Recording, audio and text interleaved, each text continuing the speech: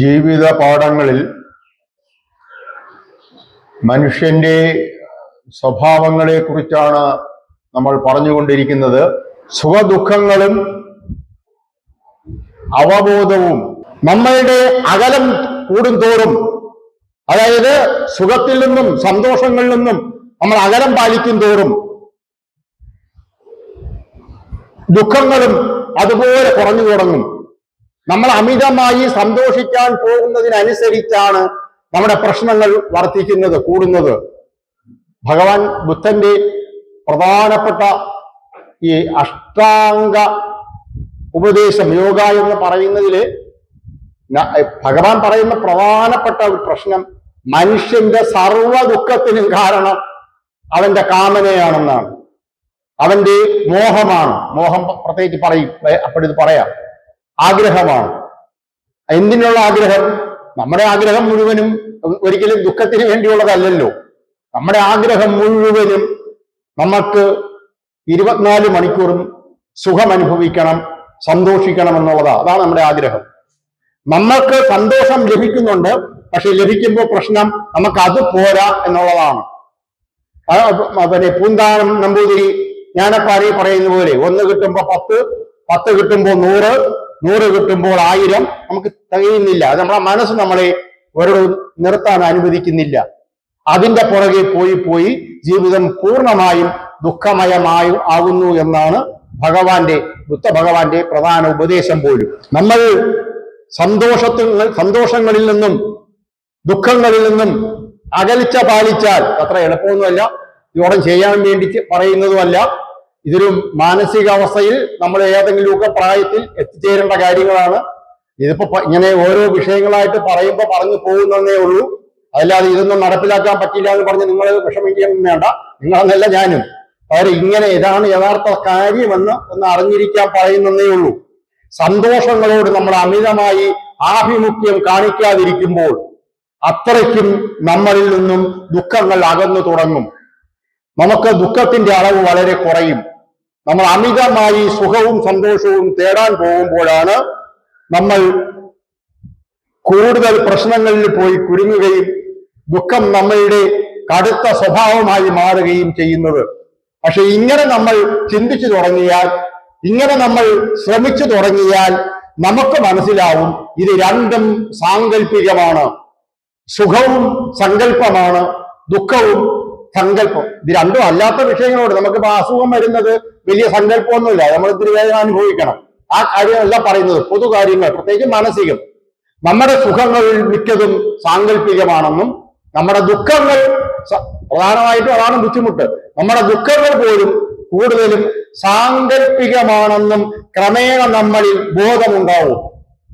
ഈശ്വര വിശ്വാസം കൊണ്ടാണ് ഇതൊക്കെ ചിന്തിക്കാൻ പറ്റുന്നത്. ഇങ്ങനെ ചിന്തിക്കുമ്പോൾ നമ്മുടെ ബോധം ഉണരും.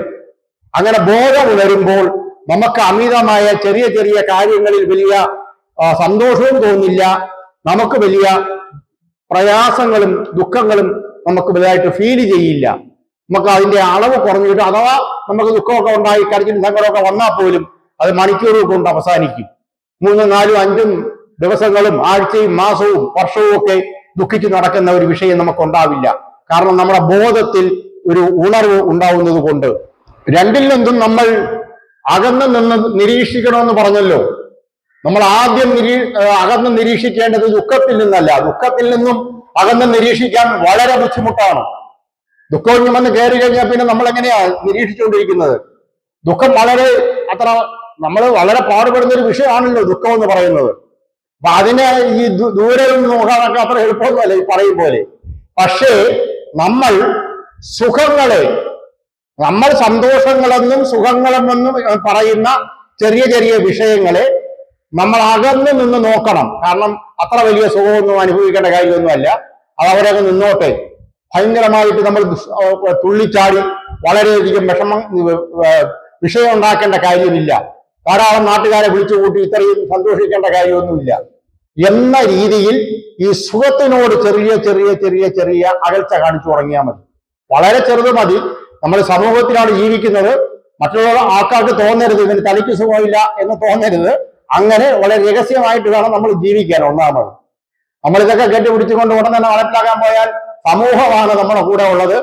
നമ്മളൊരു കുടുംബത്തിൽ ജീവിക്കുകയോ സമൂഹത്തിൽ ജീവിക്കുകയോ ഓഫീസിൽ ജീവിക്കുകയാണ്. നമ്മളിതെല്ലാം ഉള്ളിൽ വെച്ച് മര്യാദയ്ക്ക് കിടന്നാൽ മതി. അമിതമായ സന്തോഷം ഒന്നും വേണമെന്നില്ല. സന്തോഷം മറ്റുള്ള ആൾക്കാരിൽ തേടി ചോദിച്ചു വാങ്ങണ്ട. നമുക്കുണ്ടായതിനെ നമ്മൾ വാരി വിതറുകയും വേണ്ട.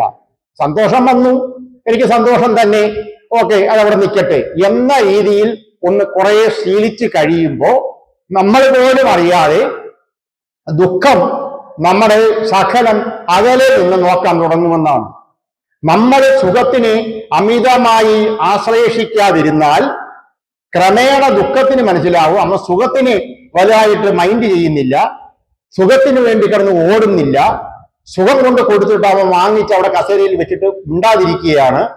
അവൻ തുള്ളിച്ചാടുന്നില്ല, നൃത്തം ചാടുന്നില്ല. അപ്പൊ സുഖത്തിനെ ഇങ്ങനെ കാണുന്നവൻ പിന്നെ ദുഃഖത്തിന് നോക്കൂ. ഈ സുഖവും ദുഃഖവും നമ്മൾ വിചാരിക്കുന്ന പോലെ നമ്മൾ ഉണ്ടാക്കുന്നതൊന്നുമല്ല. അത് പുറമെ നമുക്ക് അത് തരാനുള്ള വേറെ ശക്തികളൊക്കെ ഉണ്ട്, അതിന് വേറെ കൺട്രോളൊക്കെ ഉണ്ട്. കുറിച്ച് നമ്മളെ കൂടുതൽ പഠിക്കുമ്പോൾ മനസ്സിലാവും എന്തുകൊണ്ടാണ് നമ്മുടെ ഇപ്പൊ നമ്മളെ തന്നെ അറിയാമല്ലോ, ജീവിതകാലം മുഴുവനും നമ്മൾ സുഖം അനുഭവിക്കാൻ വേണ്ടി ശ്രമിച്ചവരല്ലേ നമ്മൾ. എന്നിട്ട് എന്താ നമ്മുടെ ജീവിതത്തിൽ എന്താ ബാക്കിയുള്ളതെന്ന് ചോദിച്ചാൽ നമ്മൾ പറയുന്ന എന്താണ്? കുറച്ച് ദുഃഖങ്ങൾ മാത്രം. ഈ സുഖിച്ച നിമിഷങ്ങളോ ഏതൊക്കെ സംഭവങ്ങളാണ് നിങ്ങൾ സുഖം അനുഭവിച്ചതെന്ന് ചോദിച്ചാൽ നമ്മൾ പറയും ഓർമ്മയൊന്നുമില്ല എന്ന് പറയും. വലിയ ഓർമ്മയൊന്നുമില്ല നമുക്ക്. പക്ഷെ ദുഃഖം അനുഭവിച്ചതെന്ന് ചോദിച്ചാൽ പറയും അയാൾ എന്നെ കുറ്റപ്പെടുത്തി, ഇയാൾ എന്നെ കുറ്റപ്പെടുത്തി, വീട്ടുകാരെന്നെ അത് പറഞ്ഞു, അത് ചെയ്തെന്നും പറഞ്ഞിട്ട് കുറെ പറയും നമ്മൾ. നമ്മുടെ ദുഃഖങ്ങൾ നമുക്ക് നല്ല ഓർമ്മയുണ്ട്. നമ്മളെ സന്തോഷം അനുഭവിച്ചതിനെ കുറിച്ച് വലിയ ഓർമ്മയൊന്നും ഉണ്ടാവില്ല. നമ്മളോട് ചോദിക്കുകയാണ് ഇതുവരെ ജീവിതം സന്തോഷമായിരുന്നോ ദുഃഖമായിരുന്നോ എന്ന് ചോദിച്ചാൽ പറയും ഇതുവരെ ദുഃഖമാണ്. പൊതുവെ ഇങ്ങനെ ആൾക്കാരാ പറയുന്നത്. ചിലപ്പോൾ കള്ളം ആരെങ്കിലും പറയുമെങ്കിലേ ഉള്ളൂ, അല്ലെങ്കിൽ പറയാൻ വേണ്ടി പറയും ഞാൻ സുഖം അനുഭവിച്ചെന്ന്. പക്ഷെ പൊതുവെ മനുഷ്യൻ പറയുന്നത് ഇതുവരെ ഞാൻ പരാജയമാണ്, ഇതുവരെ ഞാൻ അനുഭവിച്ച ദുഃഖമാണ്. ഇങ്ങനെ പോവുകയാണെങ്കിൽ എന്റെ ജീവിതത്തിൽ ബാക്കിയും ദുഃഖമായിരുന്നു എന്നാണ് ഒരു മധ്യവയസ്സ് കഴിഞ്ഞ ഒരാളിനോട് ചോദിച്ചാൽ പറയുന്നത്. ഒരു കൊച്ചു കുട്ടികൾ ചിലപ്പോ അവർക്ക് രണ്ടും തിരിച്ചു പോയി പറഞ്ഞൂടല്ലോ, അവർ സുഖമാണല്ലോ. കൗമാരക്കളാരും പറയും ചിലപ്പോ ജീവിതം സുഖമാണെന്നൊക്കെ പറയുമായിരിക്കാം. പിന്നെ അങ്ങോട്ട് പറയുന്നത് മുഴുവൻ, കാരണം നമ്മുടെ ആഗ്രഹങ്ങളും നടക്കില്ല, നമ്മൾ പറയുന്നതും നടക്കില്ല, നമ്മൾ പറയുന്ന കാര്യം കേൾക്കുകയില്ല, ഒരു കാര്യവും നടക്കാൻ പോകുന്നില്ല. കാര്യം നമ്മുടെ ജീവിതം നമ്മൾ ധരിക്കുന്നത് പോലെ, നമ്മൾ വിചാരിക്കുന്നത് പോലെ നമ്മുടെ നിയന്ത്രണത്തിൽ അല്ല. അതുകൊണ്ടാണ് അങ്ങനെ ഇരിക്കുമ്പോൾ സുഖം വരും, കുറച്ച് കഴിയുമ്പോൾ അതിനേക്കാൾ വലിയ ദുഃഖം വരും. നമ്മൾ സുഖത്തിനെ നിലനിർത്താൻ ശ്രമിക്കും, ദുഃഖത്തിനെ മാറ്റാൻ ശ്രമിക്കും. അതങ്ങനെ പോവുകയൊന്നുമില്ല, അത് സ്വയം പോണത് കാണാം. ഒരു ദുഃഖം വരും, 5-6 ദിവസം കഴിഞ്ഞിട്ട് അതൊന്നും പോകും, എന്നിട്ട് നമുക്ക് ചെറിയ സന്തോഷമൊക്കെ വരും. അപ്പൊ നമ്മൾ വിചാരിക്കും ഓക്കെ റെഡിയായെന്ന് പറഞ്ഞിരിക്കുമ്പോൾ വേറൊന്നും വരും. അപ്പൊ ഇത് രണ്ടും നമ്മുടെ ടോട്ടൽ നിയന്ത്രണത്തിലല്ല എന്നുള്ളതാണ് മെയിൻ വിഷയം. പിന്നെ ഇത് ആരുടെ നിയന്ത്രണത്തിലാണെന്നുള്ളത് വേറൊരു ചോദ്യം. നമ്മളിപ്പോ അത് പറഞ്ഞുകൊണ്ടിരുന്നാൽ പിന്നെ അത് വേറെ ഒരുപാട് പറയേണ്ടി വരും. അതൊക്കെ പിന്നെ നമുക്ക് അതൊരു വിഷയമായിട്ടുണ്ട് വരും. നമ്മൾ സുഖത്തിൽ നിന്നും അകൽച്ച പാലിച്ചു തുടങ്ങിയാൽ വേറൊന്നും വേണ്ട, നമ്മൾ സുഖം മെനക്കെട്ട് അന്വേഷിച്ച് നടക്കാൻ ഇരുന്നാൽ മതി, വേറൊന്നും ചെയ്യണ്ട. നമ്മൾ മര്യാദയ്ക്ക് നടന്നാൽ മതി. അമിതമായി അഥവാ സുഖം നമ്മളെ തേടി വന്നാൽ, പ്രശസ്തി നമ്മളെ തേടി വന്നു, നമ്മൾ പഠിച്ച് നമ്മൾ പോലും അറിയാതെ നമുക്ക് 1ാം റാങ്ക് കിട്ടി, നമ്മുടെ ഫോട്ടോ പത്രത്തിലൊക്കെ വന്നു, ഒരു പ്രശസ്തി അറിയാതെ വന്ന് ചേർന്നതാ. എന്നാൽ ചെറുതില് നമുക്ക് പാഴ കിട്ടുന്നത് ഇങ്ങനെയാണ്, നമ്മൾ പോലും അറിയാതെ നമുക്ക് ചെറിയ ചെറിയ സുഖങ്ങൾ കിട്ടും. കുഞ്ഞുനാളിട്ട് തുടങ്ങും, അത് കൗമാരപ്രായത്തിലും കിട്ടും, യൗവനത്തിലും കിട്ടും. പിന്നെ നമ്മൾ വിചാരിക്കും ഇത് തന്നെ കൊള്ളാം, ഇത് തന്നെ വേണം. ഇതാണ് പ്രശ്നം. നമ്മളെ പറ്റിക്കുന്നതാണ് ഈ ചെറിയ ചെറിയ സുഖങ്ങൾ. എന്നിട്ട് നമ്മൾ അതിന്റെ പിന്നാലെ കൂടും, നമ്മൾ അത് കുറച്ചുകൂടെ കൂട്ടി വാങ്ങാൻ ശ്രമിക്കും. വൻ ഗർത്തങ്ങളിൽ, വലിയ വലിയ കുഴികളിൽ നമ്മൾ പതിക്കും. അപ്പോൾ ജീവിതകാലം മൊത്തം പിന്നെ അവിടെ നിന്ന് കയറാനുള്ള ശ്രമമാണ്. മിക്ക മനുഷ്യരുടെയും ജീവിതം ഇതാണ്. അതൊരു പറ്റിപ്പാണ്. ഈ ആദ്യം സുഖങ്ങളായിട്ട് വരുന്നത്, 1ാം റാങ്ക് കിട്ടുന്നത്. 1ാം റാങ്ക് കിട്ടിയ മിക്ക ആൾക്കാരുടെ കാര്യവും കഷ്ടമാണ് യഥാർത്ഥത്തിൽ. 1ാം റാങ്കിനെ കുറിച്ച് തന്നെ നമുക്ക് 2 മണിക്കൂർ പറയാനുണ്ട്. 1ാം റാങ്ക് വാങ്ങാൻ നമ്മൾ ഒരിക്കലും ശ്രമിക്കരുത്. നമ്മളിനി ശ്രമിക്കില്ല, നമ്മൾക്ക് കാലം കഴിഞ്ഞു. നമ്മളെ പിള്ളേരെ അതിനു വേണ്ടി നിർബന്ധിക്കരുത്. ഈ 1ാം റാങ്ക് കിട്ടിയിട്ടൊന്നും വലിയ കാര്യമൊന്നും ഇല്ല. ഒരു 10 റാങ്കിന് താഴെയാണെങ്കിൽ നല്ലതെന്ന് പറയുന്ന 1000 റാങ്കുള്ള നമ്മളൊരു 200-300 ഒക്കെ ആണെങ്കിൽ അതാണ് ഭേദം. 500 ആയാലും കുഴപ്പമില്ല. കാരണം ഒരു മിഡിൽ പാത്ത്, നമ്മളൊരു ഇടയ്ക്ക് നിൽക്കുന്ന ഒരു അവസ്ഥ. PSC പരീക്ഷയ്ക്ക് 1 റാങ്ക് കിട്ടുന്നത് നല്ല കാര്യമാണ്. അതല്ല പറഞ്ഞത്, മൊത്തം മത്സരങ്ങളിൽ, ജീവിത മത്സരത്തിൽ നമ്മൾ ഈ റാങ്ക് വാങ്ങാൻ നടക്കരുത്. കാരണം റാങ്ക് വാങ്ങുന്നത് നമ്മൾ വ്യാജ സുഖം ഉണ്ടാക്കുന്നതാ. വ്യാജ സുഖം ഉണ്ടാക്കി നാട്ടുകാരെ അറിയിച്ച്, വീട്ടുകാരെ അറിയിച്ച്, ഉത്സവമൊക്കെ നടത്തി റാങ്കുകാരനെയും റാങ്കുകാരിയെയും സ്വീകരിച്ച് സ്റ്റേജിലൊക്കെ ഇരുത്തി നാടിന് മുഴുവനും കൊണ്ടു നടന്നിട്ട് ഈ അവസാനം ഒരു 10-20 വർഷം കഴിഞ്ഞ് ഈ റാങ്കുകാരനെ അന്വേഷിച്ച് നടന്നാൽ ഏതെങ്കിലും പടുകുഴിയിൽ കാണും ഈ റാങ്കുകാരൻ. അതുകൊണ്ട് ഇതൊന്നും നമ്മൾ വിചാരിക്കുന്നത് പോലെ സുഖകരമായ വലിയ ഏർപ്പാടൊന്നും അല്ല. സമൂഹം അങ്ങനെയാണ് നമ്മളെ പഠിപ്പിക്കുന്നത്. അതിങ്ങനെ ഒരു റാങ്കിനെ ആഘോഷിക്കും, അത് അവന്റെ പണി നോക്കി പോകും, അടുത്ത വർഷം വേറെ റാങ്കുകാരൻ വരും. ഇത് ഒരു റാങ്കിന്റെ കാര്യമല്ല ഞാൻ പറയുന്നത്, ജീവിതത്തിന്റെ മുഴുവൻ കാര്യവും പറയുന്നതാ. സമൂഹം കൊണ്ടു നടക്കും, കുറെ കാലം തോളിൽ കൊണ്ടു നടക്കും. ഇതിലൊരു ചെറിയ കാര്യം മതി വളരെ ഹൈ സ്പീഡിൽ താഴേക്ക് വലിച്ചെറിയും. അത് സമൂഹത്തിന്റെ പ്രത്യേകതയാണ്. അപ്പൊ അതുകൊണ്ട് നമ്മൾ സുഖത്തിൽ നിന്ന് ആരംഭിച്ച് അകലം പാലിക്കുക, ക്രമേണ അത് ദുഃഖത്തിൽ നടപ്പിലാക്കുക. ദുഃഖത്തിൽ ആരംഭിച്ച് സുഖത്തിൽ നടപ്പിലാക്കാൻ പറ്റില്ല. സുഖത്തിൽ ആരംഭിക്കുക. നമ്മൾ അമിതമായി സുഖസന്തോഷങ്ങളിൽ മുഴുകാതിരിക്കുക. ഒരിക്കലും സുഖത്തിൽ മതിമറന്ന്, നമ്മൾ മതിമറന്നാണല്ലോ ജീവിതം തന്നെ, സ്വയം മറന്ന് അമിത സന്തോഷത്തിൽ നൃത്തമാടരുത്. ഇതിന് വേറൊരു വാക്കുണ്ട്, സുഖലോലുപത എന്ന് പറയും. നമുക്ക് ഏതിനും എന്തിനും മാക്സിമം സുഖം ആണ് നമ്മുടെ ഒരു മുദ്രാവാക്യം തന്നെ. അതിനു വേണ്ടിയാണ് നമ്മുടെ കഠിന ജീവിതവും സംഭവമൊക്കെ. സുഖം നേടിയെടുക്കാനായി നമ്മൾ 90 വയസ്സ് വരെ ശ്രമിക്കുന്നു. 90ാമത്തെ വയസ്സിൽ നമ്മൾ മരിക്കുന്നു. നമ്മൾ അനുഭവിച്ചിട്ടില്ല എന്തോന്ന് സുഖം. ഇതിനിടയിൽ വന്ന സുഖങ്ങളെയെല്ലാം നമ്മൾ ദുഃഖങ്ങളാക്കി മാറ്റി. കാരണം നമുക്കൊരു വലിയ സുഖം വേണം എന്നുള്ളതാണ് നമ്മുടെ പ്രശ്നം, നിതാന്ത സുഖം. അതിനുവേണ്ടി ശ്രമിച്ച് നമ്മൾ അവസാനിക്കുന്നു. അതുകൊണ്ട് നമ്മൾ ഈ സുഖത്തിന് വേണ്ടി പിന്നാലെ പോയി അതിന് മതിമറന്ന് നമ്മൾ ജീവിക്കരുത്. സുഖം വരുമ്പോ നമ്മൾ അറിയൂ, അത് കുറച്ച് ദിവസം കഴിയുമ്പോൾ, കുറച്ച് നേരം കഴിയുമ്പോൾ നമ്മളെ ഉപേക്ഷിച്ച് പോകുമെന്ന്. അങ്ങനെ മനസ്സിലാക്കിയാൽ ദുഃഖം വരുമ്പോഴും അത് തന്നെ ആവർത്തിക്കും. സുഖം വരുമ്പോ അത് നിലനിൽക്കില്ല എന്ന് നമ്മൾ പഠിച്ചാൽ, ദുഃഖം വരുമ്പോ നിലനിൽക്കാതെ അത് പോകുമ്പോൾ നമ്മൾ ദുഃഖിക്കാതെ രക്ഷപ്പെടും. ദുഃഖത്തിൽ നിന്ന് രക്ഷപ്പെടാനുള്ള ഏറ്റവും നല്ല മാർഗം സുഖത്തിൽ നമ്മൾ പഠിക്കുക, സുഖത്തിൽ നിന്നും രക്ഷപ്പെട്ട് പഠിക്കുക. അങ്ങനെ വരുമ്പോ നമ്മൾ ദുഃഖത്തിൽ നിന്നും ക്രമേണ രക്ഷപ്പെടും. ഈ ലോകത്ത് ഒരു കാര്യവും സ്ഥിരമായി നിലനിൽക്കില്ലെന്നറിയുക. ഈ ലോകത്തിൽ ഒരു കാര്യവും സ്ഥിരമായി നിൽക്കില്ല. നമ്മൾ കഴിഞ്ഞവണ പറഞ്ഞതാണ്. നമ്മൾ ഈ ലോകത്ത് നമുക്ക് പറ്റുന്ന ഏറ്റവും വലിയ അബദ്ധം നമ്മൾ പറഞ്ഞതാണ്. എന്താണ്? നമ്മുടെ ജീവിതത്തിൽ ഒരു താൽക്കാലിക സുഖമുണ്ടാവുമ്പോ ആ സുഖത്തിനെ എല്ലാ കാലത്തേക്കുമായി പിടിച്ചു നിർത്താനുള്ള ശ്രമത്തിൽ പരാജയപ്പെടുന്നതാണ് നമ്മുടെ ജീവിതം. നമ്മുടെ ജീവിതത്തിൽ ഒരു സുഖ അന്തരീക്ഷം ഉണ്ടാവുന്നു, ഉണ്ട് എന്ന് വെച്ചോളൂ, ഉണ്ട്. അതിനെ നഷ്ടപ്പെടാതെ മരണം വരെ കുറച്ചുകൂടെ ഭംഗിയായി നിലനിർത്താനുള്ള നമ്മുടെ ശ്രമമാണ് നമ്മുടെ എല്ലാ ദുഃഖത്തിനും കാരണം. ഇത് മനസ്സിലാവുമോ എന്ന് എനിക്ക് അറിഞ്ഞുകൂടാ പറഞ്ഞത്. നമ്മളെ ഉദാഹരണമൊക്കെ പറഞ്ഞാൽ മനസ്സിലാവും. ഞാൻ ഉദാഹരണമൊന്നും പറയാൻ പോകുന്നില്ല, കാരണം പിന്നെ ഒരിക്കലും തീരാത്തത് കൊണ്ടാണ്. നമ്മളുടെ കുഞ്ഞായിരിക്കുമ്പോ സ്വന്തം വീട്ടിൽ ഒരു സുഖാന്തരീക്ഷമാണ് മിക്കവാറും. ചില വീടുകളിലെ പ്രശ്നമുള്ളൂ, മിക്ക വീടുകളിലും വലിയ കുഴപ്പമൊന്നും ഉണ്ടാവില്ല. ആ സുഖ അന്തരീക്ഷത്തിലും നമുക്ക് പുറത്തു കിടക്കാൻ ഇഷ്ടമില്ല, പക്ഷെ നമ്മൾ പുറത്തിറങ്ങും. സ്കൂളിൽ പഠിക്കുമ്പോൾ പൊതുവെ കുഞ്ഞുനാളിൽ പൊതുവെ സുഖാന്തരീക്ഷമാണ്. ആ സ്കൂളിൽ തന്നെ പഠിക്കണമെന്ന് നമുക്ക് തോന്നും, പക്ഷെ നടക്കണ കാര്യമല്ല. ഇതേപോലെ പല സ്ഥലങ്ങളിലും നമുക്ക് അവിടെ തന്നെ അങ്ങനെ തന്നെ തുടർന്നാൽ മതി എന്ന് തോന്നുന്ന 100 അവസരങ്ങൾ വരും. അവിടെ തുടരാൻ നമ്മൾ പരമാവധി ശ്രമിക്കും, പക്ഷെ ഒരിക്കലും മണിക്കൂറുകൾ പോലും പറ്റില്ല. പിന്നെയാണോ ജീവിതകാലം മുഴുവനും. അങ്ങനെ വീണ്ടും നമ്മൾ അതിന് ശ്രമിക്കും. അങ്ങനെ കഠിനമായി ശ്രമിച്ച് നമ്മൾ ദുഃഖത്തിൽ അവസാനിക്കും. നമ്മുടെ ദുഃഖത്തിന്റെ പ്രധാന കാരണം ഒരിക്കലും സ്ഥിരമായി നിലനിൽക്കാൻ സാധ്യതയില്ലാത്ത ഒരു അന്തരീക്ഷത്തിനെ സ്ഥിരമായി നിലനിർത്താനുള്ള കഠിനമായ ശ്രമം നടത്തി പരാജയപ്പെടുന്നതാണ് നമ്മുടെ ദുഃഖം. ഇത് ഈ ഫ്രെയിം ചെയ്ത് വെക്കേണ്ട സെന്റൻസ് ആണ്. ഇതാണ് മനുഷ്യന്റെ ദുഃഖം. ഇത് എല്ലാത്തിനും ഇത് ഉദാഹരണമാണ്, എല്ലാത്തിനും ഇത് ബാധകമാണ്. ഈ ഭൂമിയിൽ ഒരൊറ്റ കാര്യവും സ്ഥിരമായി നിൽക്കില്ല. സെക്കൻഡുകൾ കൊണ്ട് മാറും, ചിലത് മിനിറ്റ് കൊണ്ട് മാറും, ചിലത് മണിക്കൂറുകൾ കൊണ്ട്, മിക്കതും സെക്കൻഡ് കൊണ്ട് തീരുന്നതാണ് മിക്കതും. സെക്കൻഡ്, മിനിറ്റ്, മണിക്കൂർ, ചിലത് ദിവസങ്ങൾ, ചിലത് ആഴ്ച, ചിലത് വർഷങ്ങളെന്ന് വെച്ചോളൂ. അപൂർവമാണ്, അപൂർവത്തിൽ.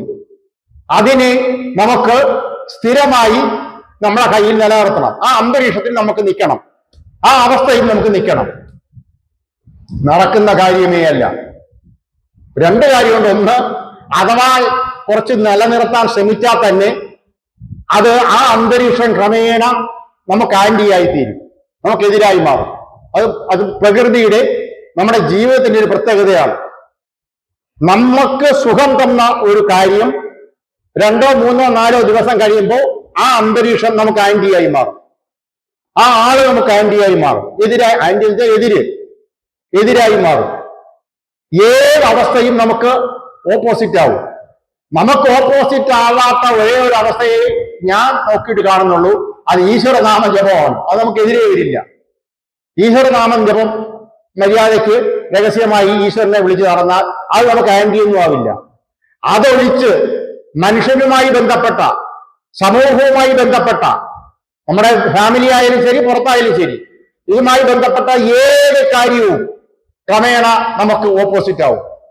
നമ്മുടെ മിത്രം നമ്മുടെ ശത്രുവാകും, നമ്മുടെ ബന്ധു നമുക്കെതിരാവും, നമ്മുടെ ഏറ്റവും വേണ്ടപ്പെട്ട അവസ്ഥകളെല്ലാം നമുക്ക് ഓപ്പോസിറ്റ് ആവും.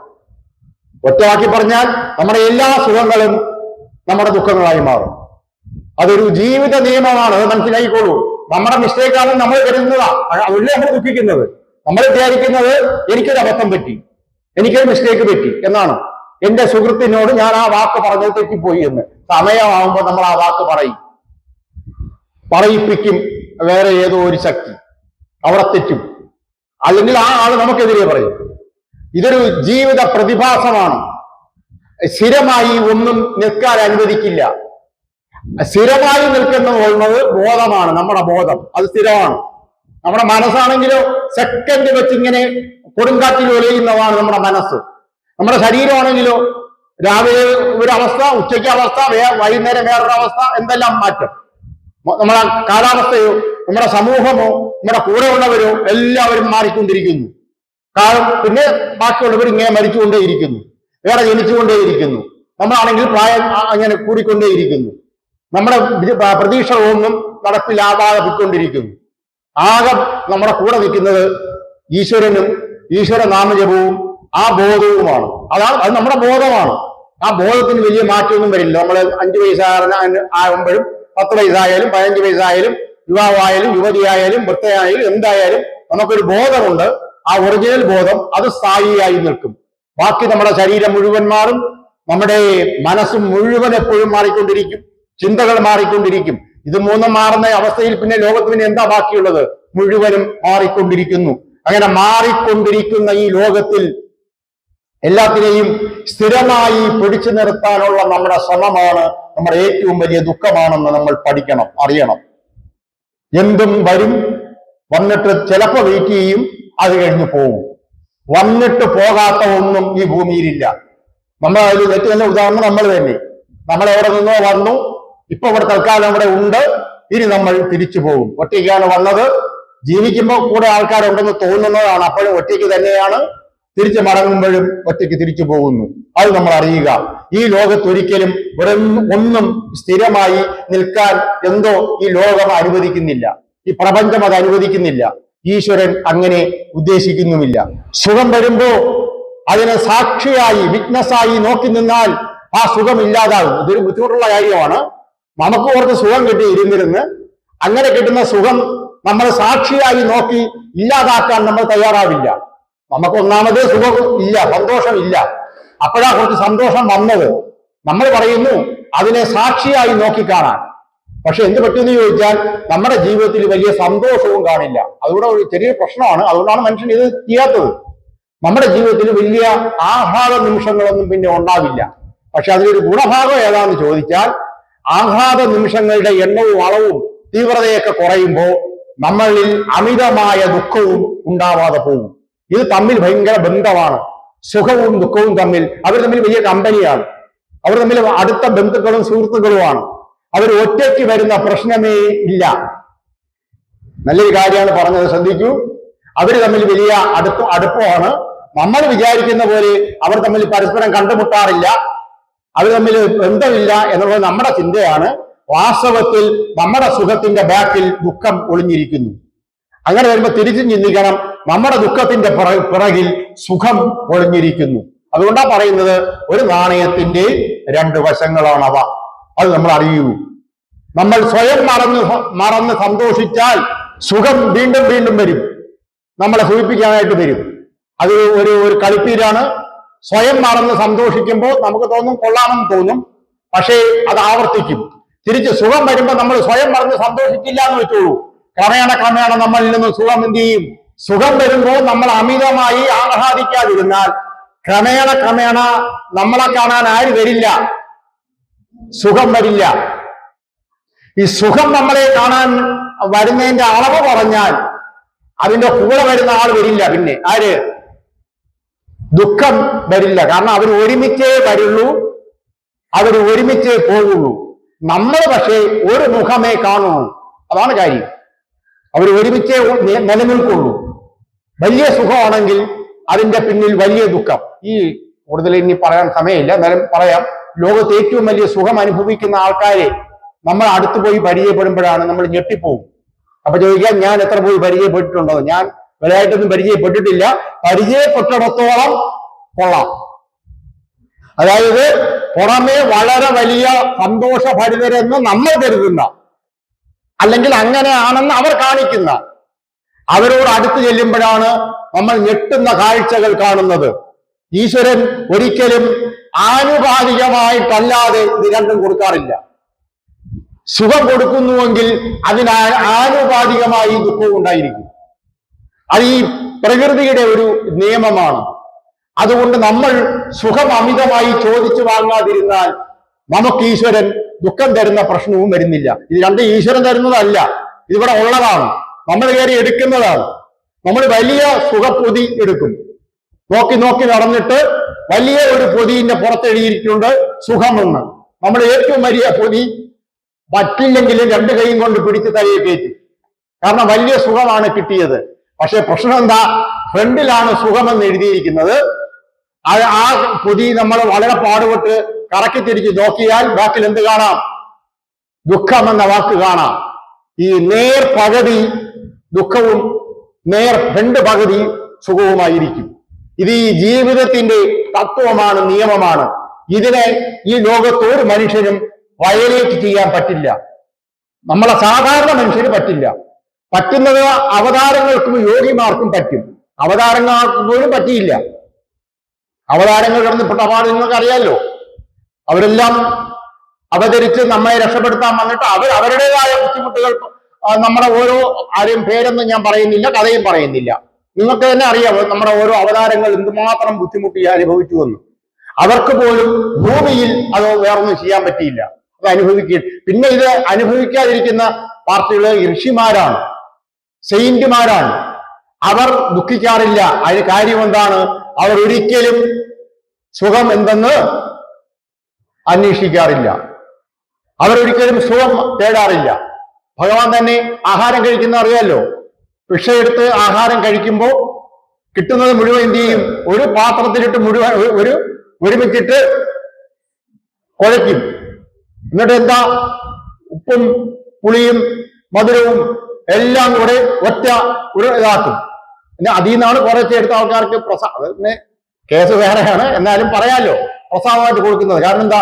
ഒരിക്കലും ഒരു പ്രത്യേക രുചി ഭഗവാൻ നാവിന് കൊടുക്കില്ല. നാവാണെങ്കിൽ ഓരോ രുചിയും അന്വേഷിച്ച് നടക്കുകയാണ്. നമുക്കറിയാലോ നമ്മുടെ പാട്. നാവിന്റെ ഓരോ സൈഡിൽ ഓരോ രുചിയാണ്. മധുരം നമ്മൾ പ്രത്യേകിച്ച് എവിടെയെങ്കിലും പഞ്ചസാര എടുത്ത് നാവിൽ വെച്ച് നോക്കണം. അത് ഒരിടത്ത് വെക്കുമ്പോൾ മാത്രം മധുരം കൂടുതലായിരിക്കും.